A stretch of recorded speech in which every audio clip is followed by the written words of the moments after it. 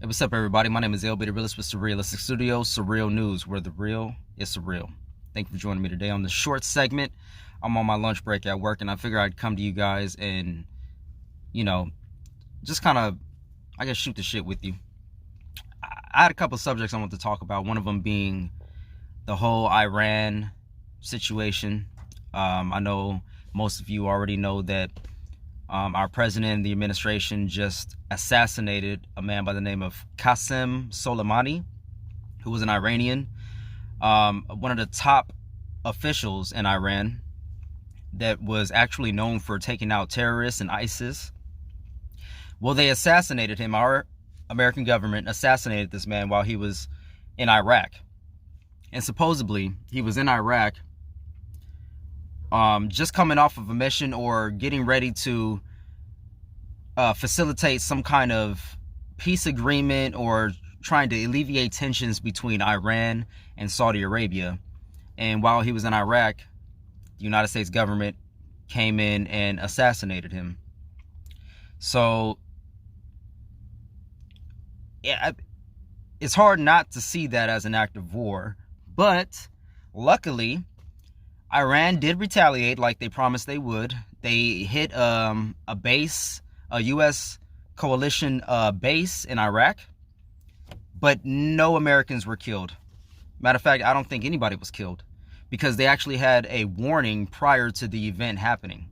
So, from what I understand, somebody in Iran contacted somebody in Iraq and they let them know that they were going to be fired upon. They let them know ahead of time that their base was going to be attacked.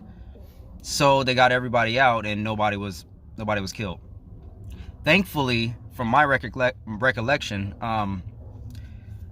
nothing has occurred after that. There was a story that popped up that said that Iran actually fired on a passenger airliner, a passenger plane that was hit, I guess I'm not sure where it was headed, but it took off from Tehran. And they shot the plane down. So, and they said that it was, I guess, an accident. But I gotta dig more into that story because honestly, I just read the headline and, I started to read it, but I didn't really get through it all the way. But if you have information on that, let me know. I'm at work right now, so I'm still reading all throughout the stories and getting my thoughts together, but I'm on my lunch break right now. I got a few minutes to spare, so I wanted to at least let you guys know that that's where my brain is on this whole Iran situation. Also, I wanted to speak to you guys about never losing hope. And I know it's cliche, and look, I'm not trying to sound corny, but with everything going on in the world, you have to have some hope. You have to have hope left. Because if you don't have hope left, what are we even doing? Why am I even making this video? Why do we get up in the morning? Why do we even try? If there's no hope, if you're totally hopeless, completely without hope, why even wake up in the morning? Why eat food? Why feed your spirit? Why feed your intellect? Why learn anything new? Why take chances? Why develop new relationships? Because somewhere deep inside you, you still do have a little bit of hope. It may not be enough hope for you to recognize, but it's still there. Like a light shining in your corner. So, again, I just want to remind everybody to keep hope alive and always prepare for the worst, but hope for the best. You have to know that there's something better. You have to know or believe that we can make a better way for ourselves. Because if you don't believe it, how do you expect anybody else to believe it? If you set a goal and you say, I'm going to achieve this by this time, but you halfway don't even believe that you can do it, or you don't believe that you could do it without somebody's help, well then, what's even the point? If you don't believe in yourself, the next person can't believe in you. So start at la casa. Start at your house. Start at home, right here. Keep hope alive. You know what I'm saying? That's why I got these wristbands, Surrealistic Studios, love, peace, and light. To keep reminding people that You know, it's up to us to spread the light. It's up to us to spread the peace. It's up to us to spread the love. And when we spread it to somebody else, it's like a positive, well, I don't want to call it that. It's infectious, but it's a good infection. It's the type of infection you want to infect people with. You want to infect people with joy, with happiness, with positive, good feelings. And that's what I'm trying to do. That's what I think we all should do. You know, just open a door for somebody as they're going through, or, you know, greet somebody, say hello, give a nice, genuine smile, like, hey, how you doing? Everything's good. I'm just enjoying the day. It's chilly out, right? I know, right? Wish I had a bigger jacket. You know, just to bring some light and positivity into somebody's world. And in turn, maybe they will do the same for somebody else, because you just brightened up their day. Maybe they're feeling a little better now.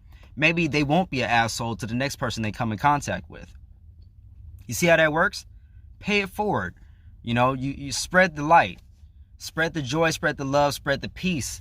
In this world, when our government is basically assassinating people from other governments and, you know, provoking nations into war, you know, with North Korea and Iran and Russia and all this shit, we have to do our part, even if it's just a little bit, on a scale of all the negativity. Even if it's just a little bit, do your part and spread that little bit of positivity, because that positivity will snowball effect and grow into more positive acts, into more love, into more peace, and it'll travel throughout the lands.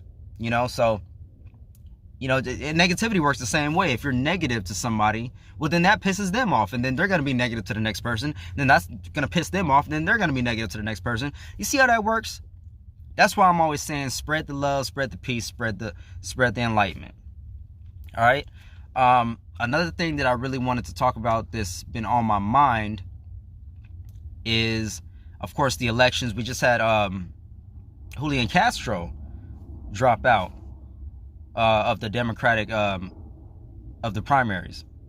So another one bites the dust. Julian Castro, he actually had some good ideas as far as, you know, immigration, because he is a Latin man himself, and that kind of sucks that he's not running anymore, because then that takes away from the diversity of the candidates now. But we still have, you know, Andrew Yang, we still have Tulsi Gabbard. He also had another great idea about reparations. You know, he was the only other candidate besides Marianne Williamson.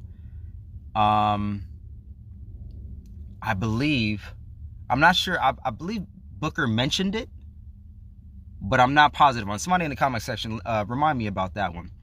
And I know Tulsi Gabbard actually sponsored or co-sponsored HR 40. So, you know, he has some good ideas, but he's out of here. And I guess a lot of his support, I believe, went to Warren. If I'm not mistaken, leave that in the comment section below.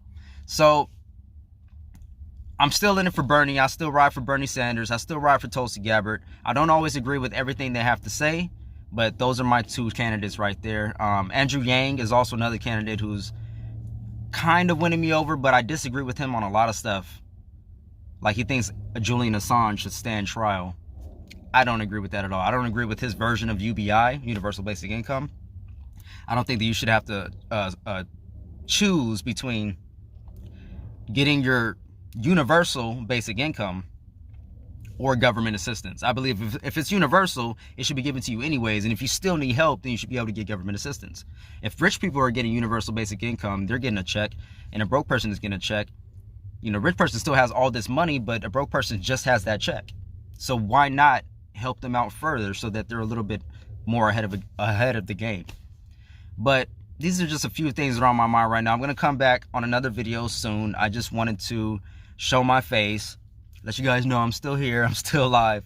And I'll catch you guys on the next one. Oh, again, if you want a wristband, let me know in the comment section or shoot me a private message, and I'll be sure to get one out to you. Just to send them, I think it's what, like a couple of dollars or something like that. So I'll you know, maybe like $1 for the wristbands. So we're talking maybe like $3, $4, $5 maybe at the most. And if you donate $5, I might even give you 2. So let me know in the comment section below. Private message me. Remember, keep spreading that love, keep spreading that peace, keep spreading that light. Catch me on all social media, Facebook, Instagram, Twitter. I'm everywhere. And I catch you guys on the next one, all right? See you later. I'm out.